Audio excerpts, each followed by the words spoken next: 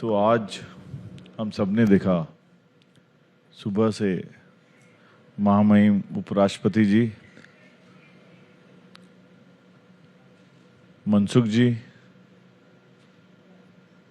किरण रिजिजू जी और आने वाले और मंत्रीगण, हम जो बात करने के लिए आज इकट्ठा हुए हैं विकसित भारत की, तो विकसित भारत के अपने अपने अलग अलग पहलू हैं।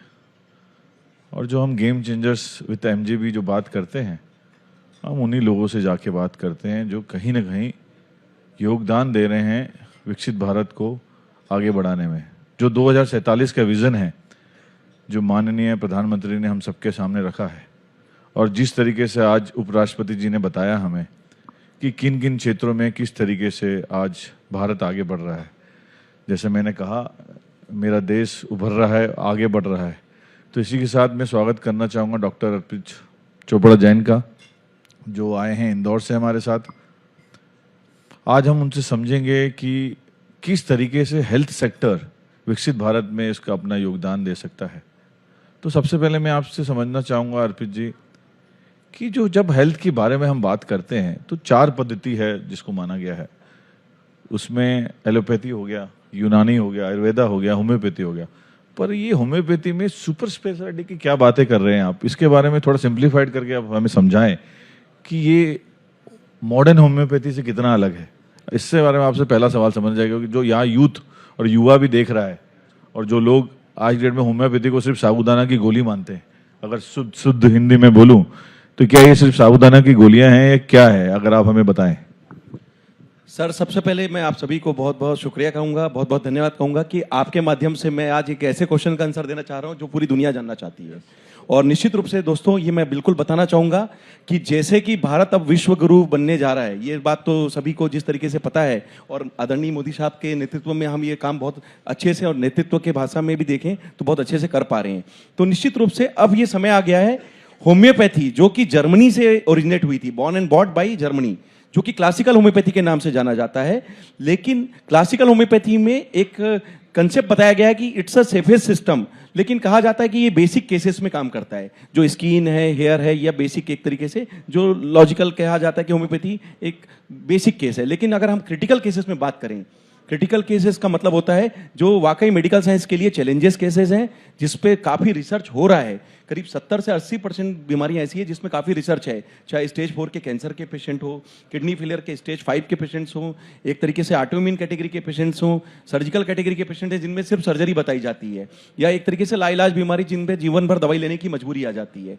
ऐसे कई केसेस में जब रिसर्च हो रहा है तो क्यों ना हम कुछ अलग करें, जिससे हम होम्योपैथी जो कि सेफ सिस्टम है उसको फास्टेस्ट सिस्टम के रूप में डेवलप करें और सुपर स्पेशलाइजेशन, मॉडर्नाइजेशन करके एक नई थ्योरी लाए, जिसमें हम इन क्रिटिकल केसेस में काम करें जो दुनिया में छोड़ दिए गए हों, या एक तरीके से लाइलाज घोषित कर दिए गए हों, या जिसपे काफी संभावना अब बची नहीं थी। लेकिन अगर इस पे कुछ काम करना है तो हमें कुछ तरीका चेंज करने की जरूरत थी। इसलिए मैंने ये तरीका चेंज किया कि होम्योपैथी को फास्ट करने के लिए उसके डोजेस को, जिस रिपोर्ट पे हम बात करते हैं, चूंकि सुपर स्पेशलिटी मॉडर्न होम्योपैथी एक अवधारणा है, कंसेप्ट है। पर मैं आपको रोकूंगा, जो डोजेस की बात कर रहे हो, ये तो डोजेस जितने बढ़ाने हैं ये तो कहीं बुक्स में लिखा नहीं है कि आप जो 240% कर रहे हो। तो ये इसमें एक कंट्रोवर्सी भी है कि आप ये बिना लिखी हुई चीजों को करते हैं। जी बिल्कुल। तो लोगों के सवाल उठते हैं, तो मैं चाहता हूँ सवालों का जवाब भी आज आप जरूर दें। बिल्कुल बिल्कुल सही क्वेश्चन है सर। देखिए सर, रिसर्च जब भी होगा वो वहीं से होगा जहां कुछ लिखा नहीं होगा। तो निश्चित रूप से जिस तरीके से भारत आगे बढ़ रहा है, बहुत सारी ऐसी चीजें जो हम देख पा रहे हैं विश्व के पटल में कि भारत कर पा रहा है, तो ये भी हमने कभी सोचा था, पर अब हमें दिशा मिल रही है और अब हम यथार्थ के रूप में आगे कर पा रहे हैं। ठीक उसी प्रकार होम्योपैथी में भी जब वो 200 साल पहले ये सिस्टम बना था, तब डॉक्टर आदरणीय सैमुअल हनीमन साहब ने जब ये अवधारणा लिखी थी, तब उस समय का जो कंसेप्ट था वो 2-4 बूंद, 10 बूंद, 20 बूंद, 30 बूंद से ज्यादा उन्होंने लिखा नहीं था, क्योंकि उनके पास शायद उतना ही समय मिल पाया हो। लेकिन इस 200 साल में जो परिवर्तन जो दुनिया के हिसाब से हमने जो देखा है, और आज के जो पेशेंट्स हैं जिनकी हम कह सकते हैं कि बॉडी रिस्पांस पूरी तरीके से बहुत स्लगिश हो चुके हैं, काफ़ी स्टेरॉइड्स और एक तरीके से दवाइयों के सेवन के कारण, या आम जो जीवन है काफ़ी हमारा स्ट्रेस और टेंसफुल जो रहता है, उसके कारण कहीं ना कहीं बॉडी रिस्पांस सबका कमजोर हो चुका है। तो निश्चित रूप से 5 बूंद 10 बूंद की दवाइयों से हम क्रिटिकल केसेस में काम करने की अवधारणा में नहीं थे। इसलिए होम्योपैथी के बारे में कहा जाता था कि इन केसेस में काम नहीं करना चाहिए, क्योंकि ये लाइलाज कैटेगरी के केस हैं और इमरजेंसी केसेस हैं।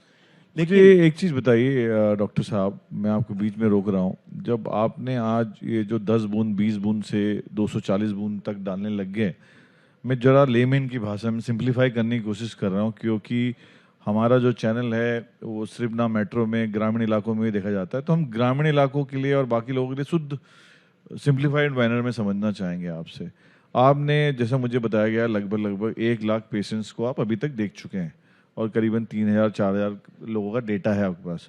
तो वो डेटा आपको क्या बताता है कि जो लोग आपके पास आते हैं, खासकर वो लोग हैं जो सब जगह से निराश हो चुके हैं, मतलब कोई तरीके की दवाई काम नहीं करी, तो आपके पास आते हैं। तो वो जो डेटा को आप रीड करते हैं, या जो डेटा देखा, जो 1 लाख पेशेंट्स को देखा, तो आपकी रीडिंग क्या आई है वो समझना चाहते हैं हम। मेरी रीडिंग ये है कि मैं जो डेटा बनाना चाह रहा हूं वो मतलब लोगों के आम जीवन में वो कहीं ना कहीं एक बहुत ज्यादा बड़ा परिवर्तन लेकर आए, क्योंकि बहुत बड़ी जरूरत है दुनिया में इस समय सुपर स्पेशलिटी कंसेप्ट की, जो कि होम्योपैथी सेफेस्ट सिस्टम है, उसको फास्ट करके बिना परहेज का, बिना साइड इफेक्ट का नेचुरल और कंप्लीट क्योर करने की दिशा में एक विजन हो। जैसे कि भारत का विजन है, विजन जो विकसित भारत का हमारा जो 2047 का सपना है, ठीक उसी तरीके से जब भविष्य की होम्योपैथी का निर्माण हो, उसमें इंडिया का नाम या भारत का नाम उस दिशा में जाना चाहिए कि होम्योपैथी, जो क्लासिकल होम्योपैथी आई थी, उसको हमने चेंज किया। और इस चीज को करने के लिए हमें इस डेटा को WHO को सबमिट करने की जरूरत है। WHO जब तक हमें कोई एविडेंस बेस्ड सिस्टम या यथार्थ डेटा के आधार पर जब हम उसको देंगे, तभी उसको वेरीफाई कर पाएगा। तो साइंटिफिक रीजन के हिसाब से हम बात करें या लॉजिकल जो बात करें, तो सीधी सीधी बात है कि जो दिखता है वही आगे बढ़ता है, और उसके लिए यथार्थ और प्रमाण होना बहुत जरूरी है। झूठ को बढ़ाया जा सकता है, पर सच जो होता है और तेजी से आगे बढ़ता है। बिल्कुल सही बात तो है कि सच को हमें बताने की जरूरत कम पड़ेगी, और डेटा अगर जाएगा 3000 से ज्यादा पेशेंट्स का भारत की ओर से, तो निश्चित रूप से सुपर स्पेशलिटी कंसेप्ट को जो लॉन्च करने का जो हमारा मुहिम है, सपना है, आदरणीय मोदी साहब जी के नेतृत्व में जो मैं करना चाह रहा हूं, कहीं ना कहीं बहुत जल्दी साकार हो पाएगा। ये आज इसी तरीके के जो मिथ को दूर करने के लिए हम आपसे बात करने आए हैं। मेरे सामने श्री बसंत गोयल जी भी बैठे हुए हैं। बसंत जी एक बहुत बड़े समाज सेवी हैं, रोहतास नगर से आते हैं, और साथ में फार्मास्यूटिकल के बड़े ब्रांड एम्बेसडर भी हैं। तो मैं उनसे पूछना चाहूँगा, अगर माइक हो तो कोई उनको दे दीजिए, कि ये एलोपैथी वर्सेस होम्योपैथी का क्या कारण है, और एलोपैथी को आप किस तरीके से बसंत जी देखते हैं। मैं बसंत जी से भी सुनना चाहूँगा, अगर माइक हो तो प्लीज़ बसंत जी के पास भी माइक दे दीजिए आप।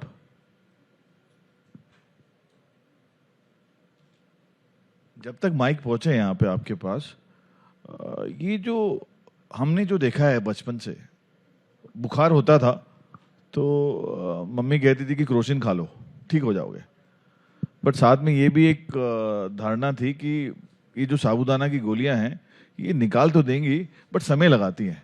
तो उसमें आपका क्या कहना है? जब मैं उससे पहले बसंत जी के पास जाऊं, आप इस सवाल का जरूर जवाब दीजिए। बिल्कुल, ये जो चूंकि बुखार एक मतलब तुरंत में एक्यूट केस माना जाता है, तो लोगों को इतना सब्र नहीं होता है कि हम इतना वेट करें, और वो बॉडी को हार्म भी पहुंचाता है। तो निश्चित रूप से उसमें होम्योपैथी का अगर रोल हम देखते हैं, तो जिस तरीके से आपने एलोपैथी में बताया कि क्रोसिन दिया जाता है या पैरासिटामोल दिया जाता है, तुरंत असर करता है। होम्योपैथी में तुरंत असर करने के लिए हमारे पास मदर टिंचर्स की एक रेंज होती है, जिसको हम एक्यूट फॉर्म में भी तेजी से यूज करके और फास्ट ट्रीटमेंट के लिए यूज करते हैं। और मॉडर्न होम्योपैथी सुपर स्पेशलिटी जो कंसेप्ट है, उसमें मदर टिंचर्स का बहुत बड़ा रोल है, क्योंकि ये क्रूड फॉर्म है। 5 बूंद 10 बूंद की जगह अगर हम उससे 60 बूंद, 120 बूंद, 240 बूंद, 300 बूंद, या जैसे उस केस की डिमांड करता है 960 बूंद तक जो हमने उपयोग में लिया है, उसी का आधार है कि हम इस होम्योपैथी को फास्टेस्ट ट्रीटमेंट के रूप में जो डेवलप करने की जो प्रक्रिया है उसको पूरा कर पा रहे हैं। और इसमें मदर टिंचर सबसे ज्यादा फास्ट करने में हमारा बहुत बड़ा एक इवेंट और कहीं ना कहीं एक तरीके से कारगर साबित होता है। तो मेरा सवाल आपसे बसंत भाई यही था कि ये एलोपैथी वर्सेस होम्योपैथी की जो जंग है, क्योंकि आप फार्मास्यूटिकल सेक्टर से हैं, आप दवाई बना भी रहे हैं और दवाई बेच भी रहे हैं, और सामने आपके होम्योपैथी के डॉक्टर बैठे हुए हैं, तो आप किसको कारगर मानते हैं, एलोपैथी को कि होम्योपैथी को? आपका मैं वर्जन सुनना चाहूंगा। नहीं, मेरा ये मानना है, मैंने स्टेज के ऊपर भी बोला था कि आज के समय में इन सबको एक साथ मिलकर चलना होगा।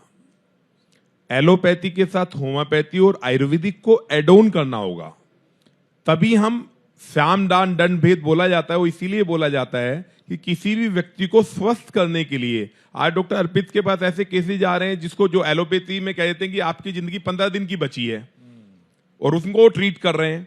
तो मेरा ऐसा मानना है कि एलोपैथी, आयुर्वेदी और होम्योपैथी तीनों को एक साथ यदि ले जाके एक प्लेटफॉर्म पे रखा जाए तो हम पेशेंट को 100% क्योर कर सकते हैं। तो आप मानते हैं एलोपैथी वर्सेस होम्योपैथी नहीं है, तीनों को साथ में चलना तीनों को चाहिए। साथ में बहुत लेके बढ़िया। चलना चाहिए। तो साथ में यहाँ पे हमारे खालिद भाई भी बैठे हैं उड़ीसा से, डॉक्टर सौभाग्यवर्धन भी हैं।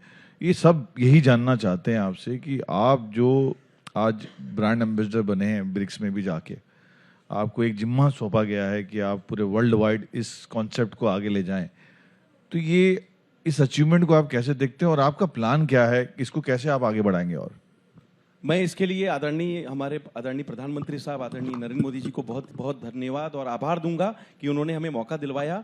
और ब्रिक्स में जिस तरीके से भारत अभी लीडिंग जो प्रक्रिया है, भूमिका में जो नजर आता है, जिस तरीके से हम देखते हैं, उसमें अब as a official representative for homeopathic medicine जो कि मुझे 22 देशों के लिए नियुक्त किया गया है, वो भूमिका मुझे पिछले महीने जो ड्यूमा में हमारा जो रशियन पार्लियामेंट है वहाँ पर मुझे ये अपॉइंटमेंट दिया गया है। तो निश्चित रूप से ये जो भूमिका बहुत बड़ी भूमिका है कि अभी तक मैं जो भी रिसर्च कर रहा था उसको हम बता रहे थे, और नेशनल लेवल पे जो हम बता रहे हैं उसको आप इंटरनेशनल लेवल पे जब ले जाने की बात करते थे तो कहीं ना कहीं एक बहुत बड़ा मंच जो हमें जो जरूरत थी, और कहीं ना कहीं उसको जो समझने के लिए जो प्रक्रिया थी, जो WHO तक जाने की एक सीढ़ी कह सकते हैं, उसमें बहुत जरूरी है कि भारत की चीज को हम आगे बढ़ाएं, उसके लिए इंटरनेशनल प्लेटफॉर्म का मौका मिले। और ये आदरणीय प्रधानमंत्री जी के नेतृत्व में ये सौभाग्य मुझे इंडिया से मौका मिला है कि मैं सुपर स्पेशलिटी मॉडर्न होम्योपैथी के कंसेप्ट को, जो हमारा रिसर्च बेस्ड जो कंसेप्ट है, उसको हम 22 देशों में इसके प्रचार प्रसार में जो इनका एक्सचेंज प्रोग्राम होता है उसके थ्रू हम बताएं, और उन देशों में भी ये जो नया कंसेप्ट जो इंडिया से हम लॉन्च कर रहे हैं उसके जो आगे की जो भूमिका है उसमें जो भारत का नाम जा रहा है, उसमें जो मेरा जो उद्देश्य है कि जिस भी तरीके से हम बताने की कोशिश करेंगे उन देशों में भी इसका जो लाभ है जब उन्हें मिलेगा, तो एविडेंस एंड पैथोलॉजी के हिसाब से जो रिसर्च बेस्ड जो आइडियाज हैं वहां पर भी जो इमर्जिंग जो डॉक्टर्स हैं वो उसका यूज करेंगे। और भविष्य में जब ये WHO में जब सबमिट होगा तो कहीं ना कहीं ब्रिक्स की ये जो भूमिका है जब इंडिया से जाएगी तो उसका एक प्लेटफॉर्म जो मिलता है ये research based evidence based system बनाने के लिए बहुत कारगर साबित हो सकता है। मैं चाहूँगा इसमें जरूर एक ताली बनती है कि एक ब्रिक्स के मेंबर बने हैं, और कैसे इस होम्योपैथी को आगे ले जाने में जो आप काम कर रहे हैं मॉडर्न होम्योपैथी को, उसमें बहुत बड़ा योगदान है। पर आप आज लाइव हैं, लोग देख रहे हैं आपको हर जगह, कंट्री इंटरनेशनल में भी, और WHO से आपकी क्या डिमांड है? आप क्या चाहते हैं कि इस चीज़ में किसको कैसे आगे बढ़े? अगर आपको एक डिमांड करनी हो, आप मान के चलिए लाइव आपको सुन रहे हो, तो आप क्या डिमांड करेंगे? बस मैं यही कहना चाहूंगा कि दुनिया में जब इतनी असंभव बीमारियों पे इतना रिसर्च जब मौजूद है तो सिस्टम में, चूंकि सुपर स्पेशलिटी मॉडर्न होम्योपैथी एक नया सिस्टम डेवलप हो रहा है, मैं उम्मीद करूंगा कि वहां के ऑफिशियल्स हमें जल्दी से जल्दी वेरीफाई करें, जो हमारा डेटा है उसको वेरिफिकेशन में लें। और इतना खुल के मैं बोल रहा हूं कि जो सच है उसको प्रमाण की जरूरत नहीं होती, और सच है तो उसको आगे बढ़ने का पूरा उसका लॉजिक होना चाहिए, क्योंकि ये जो मेरा काम है वो WHO के जब हम सबमिशन में देते हैं तो निश्चित रूप से किसी ना किसी की जान बचाने में पूरी दुनिया में यूज होने वाला है।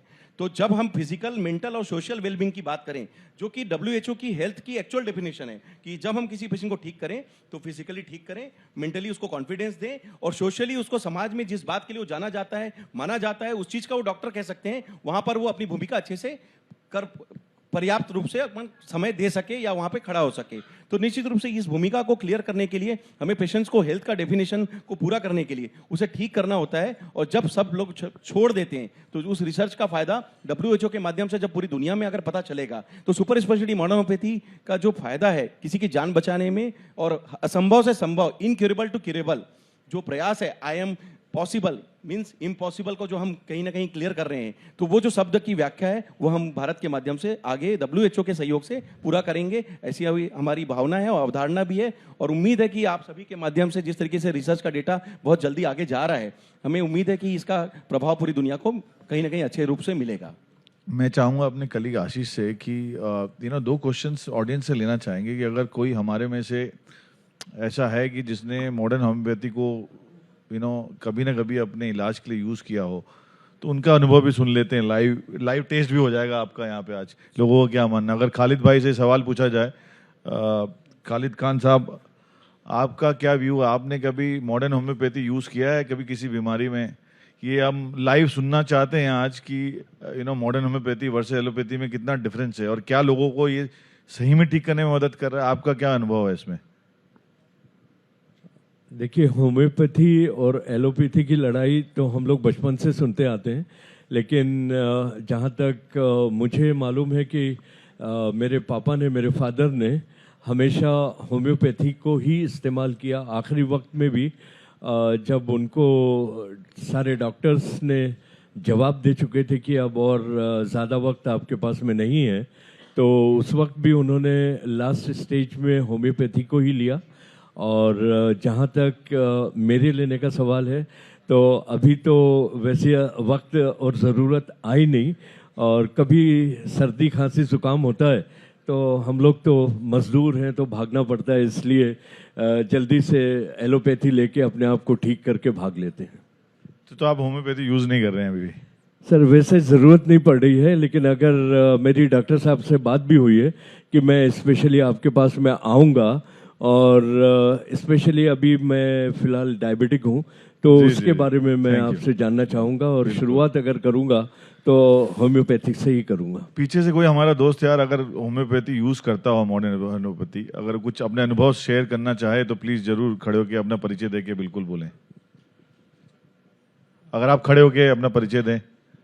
मैं मनमोहन ठाकुर, राष्ट्रीय कार्यकारिणी सदस्य, भारतीय जनता युवा मोर्चा। मैं सर मोस्टली आयुर्वेदिक और होम्योपैथिक मेडिसिन ही यूज़ करता हूँ, जैसे बैक्सन की वो एलारेड हो, MIG हो, क्योंकि हर रोज़ की हमारे दिनचर्या में हमारे को हेडेक बहुत ज़्यादा होता है, तो हम पैरासीटामोल यूज़ ना करके वो MIG यूज़ मैं करता हूँ। अगर एलर्जिक हो तो एलारेड है उसमें, और अगर अन्य कोई जैसे लीवर, फैटी लीवर मेरे को बीच में हो गया था आफ्टर कोविड, तो मैंने लीवर 52 का यूज़ किया हिमालय की, उससे भी बहुत फ़ायदा हुआ है। और आयुर्वेदिक और होम्योपैथिक का यूज़ करके ही मैंने अभी कोविड को रिकवर किया है। बहुत बढ़िया, थैंक यू वेरी मच। आप बैठ सकते हैं। जैसा हमने एक लाइव टेस्ट भी करा लिया आज, लोगों से व्यू भी ले लिए कि एलोपैथी वर्सेस सर, मॉडर्न। इस बारे में मैं एक चीज और कहना चाहूंगा कि दुनिया का हर सिस्टम बहुत अच्छा काम कर रहा है। इसमें एक्चुअली कोई कंपटीशन है नहीं।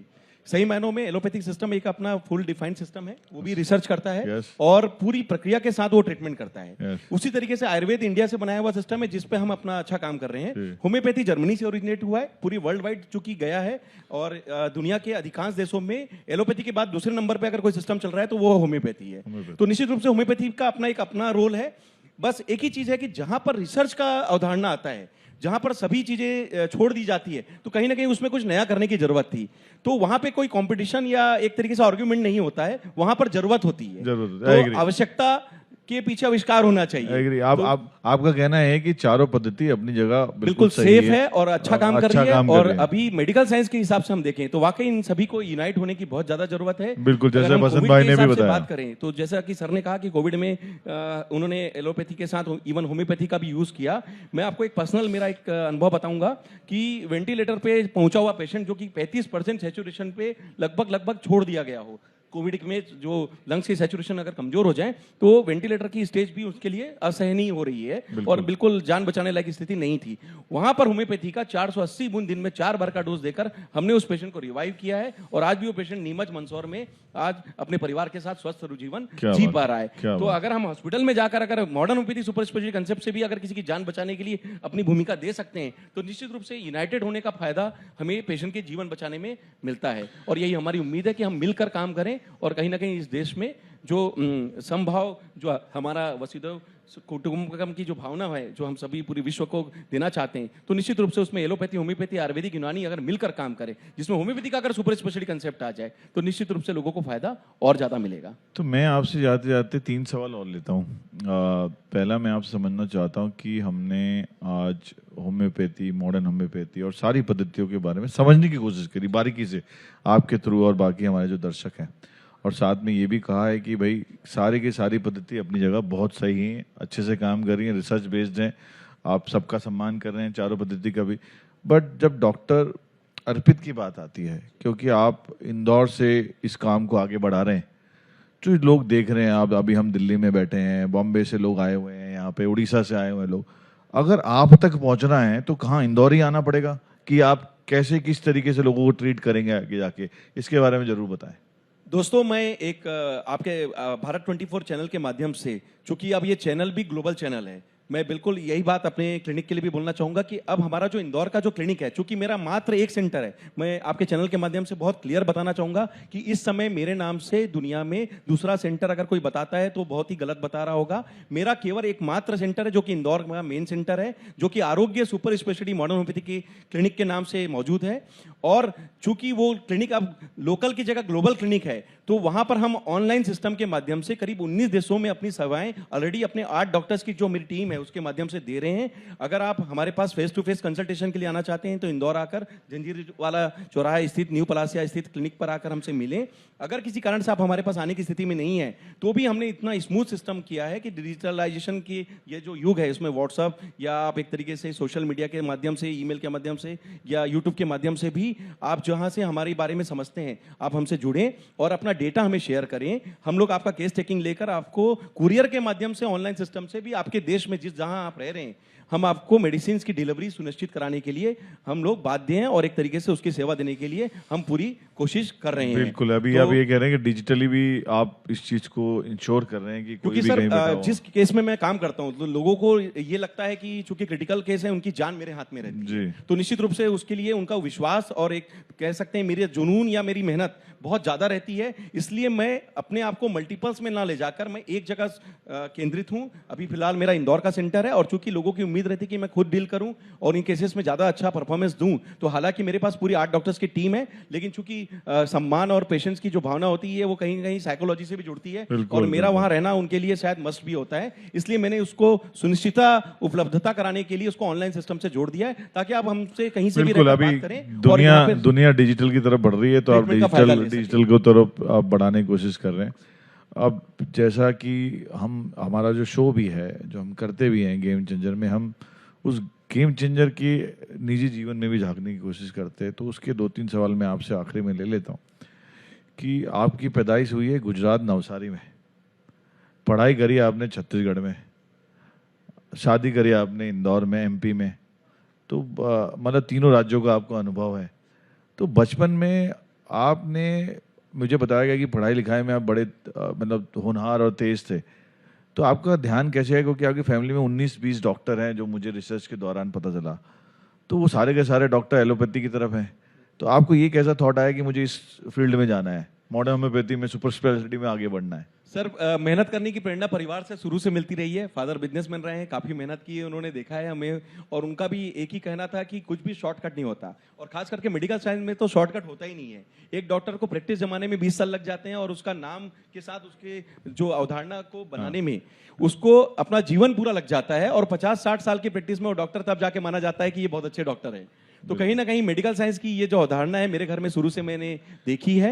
करीब 19 डॉक्टर्स के परिवार से और बिजनेस के परिवार से मैं आया था, और मेरी मदर एक सामान्य परिवार से, चूंकि गुजरात के रहने वाली थी, उनकी शादी छत्तीसगढ़ में हुई, तो मुझे ये दोनों स्टेट का फायदा मिला। और चूंकि मेरी पढ़ाई उस समय एमपी छत्तीसगढ़ एक थी, तो मैंने इंदौर में किया, मैंने पीजी औरंगाबाद महाराष्ट्र में किया। तो मुझे चूंकि 3-4 स्टेट्स का जो एक तरीके से अनुभव कह सकते हैं, या अपने पारिवारिक जीवन में जो मैंने इन सब चीज जगह रहने का जो मुझे सौभाग्य मिला, उसका फायदा मिला एक नया रिसर्च लाने में कि कुछ भी करो तो अलग करो और कुछ डिफरेंट करो। परिवार की जो प्रेरणा थी 19 डॉक्टर्स के परिवार में कि होम्योपैथी से भी कोई रिसर्च वाला फील्ड लेकर कोई बंदा तैयार हो, तो उस वक्त चूंकि मेरा नंबर था, उन्होंने मुझे आगे किया, और उन लोगों के आशीर्वाद से, आप सभी की प्रेरणा से, और मेरा एक जुनून है कि असंभव कुछ भी नहीं होगा। ये जाने से पहले, इस जन्म में जाने से पहले, दुनिया में जितनी असंभव बीमारी है उस पर इलाज सुपर स्पेशलिटी मॉडर्न होम्योपैथी से, हमारा डेटा के माध्यम से हम साबित करें, ऐसी मेरी मन की भावना है, और इसमें ईश्वर का प्रयास है। मैं एक माध्यम हूँ, शिफा वो देता है, करना मेरा काम है। मैं अपना काम ईमानदारी से 1000% करने की कोशिश करता हूँ, और मेरा काम अगर मैं कर पाता हूँ तो मुझे मालूम है कि अगर हम अच्छा काम करेंगे तो परिवार का भी नाम भी बढ़ेगा और इन तीनों स्टेट का नाम भी आगे 100%। बट मेरे आखिरी के 2 सवाल हो रहे हैं, क्योंकि ये टिक टिक टाइमर का आप हो चुका है, प्रिया भी आ चुकी हैं। आपसे मैं आखिरी के 2 सवाल ये लेना चाहता हूँ कि आपके माता पिता में आप सबसे ज़्यादा किसके क्लोज है? क्योंकि आपकी माता जी खैरागढ़ की नीरा चोपड़ा जी मेयर भी रही 5 साल, तो पॉलिटिक्स का भी माहौल देखा आपने घर में, डॉक्टरी भी देखी, और फादर आपके बिजनेस, एकदम डाइवर्स बैकग्राउंड है आपका। सबसे ज़्यादा करीब किसके रहे आप? अपनी मदर के बहुत करीब हूँ। नीरज चोपड़ा जी के मेरी मदर के बहुत करीब हूँ। मेरा जन्म हुआ था सर जन्माष्टमी के दिन। फादर भी देख रहे होंगे चैनल अभी। फादर देख रहे हैं, फादर की प्रेरणा रही है। जन्माष्टमी के दिन जन्म हुआ था, तो वो तिथि के हिसाब से मेरा जन्म जन्माष्टमी के दिन जरूर मनाती है। तो मुझे ऐसा लगता है कि वो मुझ पे बहुत विश्वास करती है और वो बोलती कि तुम सामान्य इंसान अपने आप को मत मानो, अगर उस तिथि में जन्म लिया है तो तुम्हारे हाथ में इतनी शक्ति होनी चाहिए कि तुम दुनिया के लिए अच्छा कर सको। तो उनका जो विश्वास है वो मेरा अंदर का एक परम विश्वास है। आपकी जो हॉबीज की बात करें तो आपको गाना पसंद है, क्योंकि आज माहौल तो किरण रिजिजू ने बांध दिया, तो हमने डॉक्टर को गाना गाते नहीं सुना आज तक लाइव। अगर आप 2 लाइनें गा दें तो मतलब बाहर सामने और भी डॉक्टर साहब बैठे हैं, आपके बिल्कुल साथ देंगे, इसमें ताली बिल्कुल बनती है। तो डॉक्टर को गाना गाते हुए पहली बार आप सभी से मैं बहुत प्यार करता हूं सर, आप सभी से मैं बहुत प्यार करता हूं। जी। भारत 24 के माध्यम से मैं अपने चैनल के दर्शकों को से भी बोलूंगा कि आप सभी से मैं बहुत प्यार करता हूं, और चूंकि ये वाकई मेरा घर का चैनल है। बिल्कुल। मतलब सर आपसे, मनोज सर से, जीसी सर से, यहाँ का पूरा जो मैनेजमेंट है लगभग कह सकते हैं कि मेरा घर जैसा है। बिल्कुल। तो मैं आपके लिए यही कहूंगा, हमें तुमसे प्यार कितना ये हम नहीं जानते, मगर जी नहीं सकते तुम्हारे बिना। हो हमें तुमसे प्यार कितना ये हम नहीं जानते, मगर जी नहीं सकते तुम्हारे। वाह वाह, इसमें ताली तो बिल्कुल बनती है कि पहली बार डॉक्टर साहब को हमने गाना गाते सुना live. Thank you very much Arpit ji, game changer with MJ में विकसित भारत में हमारे साथ जुड़ने के लिए बहुत बहुत थैंक यू धन्यवाद। Sir, thank you sir.